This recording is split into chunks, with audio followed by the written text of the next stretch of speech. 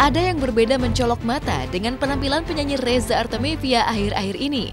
Bagaimana tidak, jika selama ini Reza diguncang badai terseret masalah hukum akibat kasus narkoba Gatot Brajamusti, sang mantan guru spiritual, dan menghadapinya dengan penampilan santai bahkan memotong dan mengecat rambutnya, tapi akhir-akhir ini Reza mengejutkan mata publik dengan lebih sering tampil religius. Pemandangan seperti inilah yang tertangkap oleh kamera tim Hotshot ketika menemui Reza pada hari Sabtu kemarin. Reza tampak mengenakan busana muslim warna biru toska, lengkap dengan kerudung yang senada, menjulangkan tanya, mungkinkah kini Reza telah berubah dan mengenakan hijab secara permanen? Saya nggak bisa bilang, saya nggak berani bilang begitu ya. Pokoknya saat ini karena tema acaranya memang tausiah ya, majelis tausiah itu segala semua pengajian. Jadi ya saya tentunya tampil seperti ini. Terus cuman bukan berarti juga saya senang terbuka gimana, enggak, tapi saya masih sesuaikan dulu dengan acara gitu. Kalau misalnya saya ada target gitu, karena kan kenapa namanya ya mudah-mudahan aja. Cuman saya belum berhijab atau belum. Ini saya dengan diri saya sendiri karena saya masih saya lagi bikin album, saya masih menyesuaikan dengan situasi itu dulu gitu. Tapi paling nggak berapa lama sampai saya merasa insya Allah gitu. Nanti setelah itu baru gitu. Yang penting kan kita tidak seronok. Penampilan Reza yang semakin sering mengenakan busana religius pun tak pelak mencuatkan teka-teki. Ada apa dengan Reza Artamevia? Diguncang masalah narkoba sehingga harus menjalani program rehabilitasi di BNNP Nusa Tenggara Barat gara-gara Gatot Brajamusti, hingga mendadak berbalik melaporkan sang mantan guru spiritualnya tersebut ke Polda Metro Jaya. Mungkinkah Reza jadi insyaf dan berubah jadi lebih religius?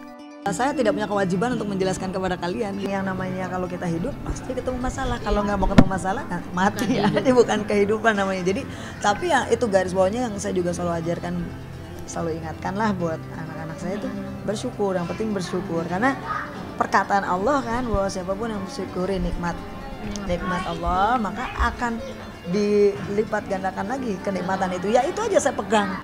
Ya, terlilit dan terseret kasus hukum Gatot Brajamusti seolah menorehkan etapa hidup kelam di sepanjang karir Reza sebagai penyanyi yang dulu mendulang sukses luar biasa.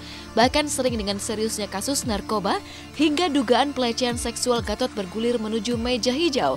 Kabarnya posisi Reza sebagai mantan murid Gatot pun semakin beresiko terseret. Karena nama Reza sempat disebut-sebut oleh para pengacara korban kasus dugaan pelecehan seksual Gatot sebagai pihak yang terlibat. Tak pelak sebuah tanya pun mencuat.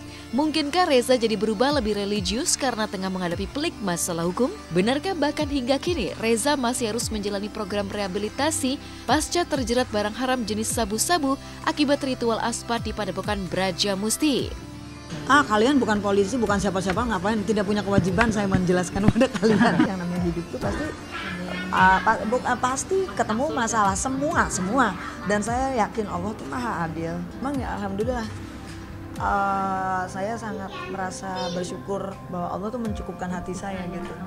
Larut misalnya kalau orang tuh galau gitu, saya nggak pernah yang dalam kegalauan yang berlarut-larut apa gimana, memang saya sangat menghindari yang namanya galau gitu ya. Gitu. Jadi dan saya tidak senang menunjukkan keresahan hati memang saya orangnya nggak gitu senang gitu. Apa yang sebenarnya terjadi dengan Reza dan penampilan barunya yang kini semakin religius masih menjadi teka-teki. Yang jelas, pasca tersandung masalah hukum, Reza dikabarkan semakin lengket dengan kedua putrinya Zawa serta Alia.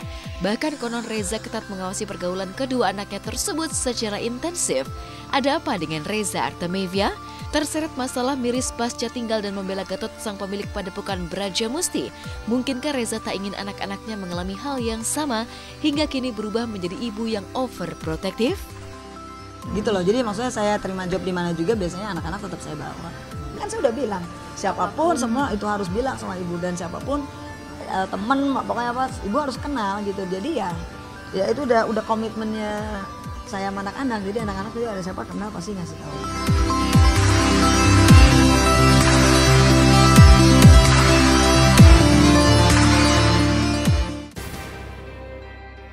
Zaskia Gotik hadir mengisi acara ulang tahun Inbox yang ke-9 di Karawang kemarin dengan ditemani sang ibunda.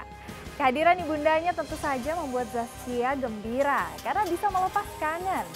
Di balik kebersamaan tersebut, terselip doa dan harapan sang ibunda agar Zaskia Gotik lekas menikah di tahun 2017 nanti.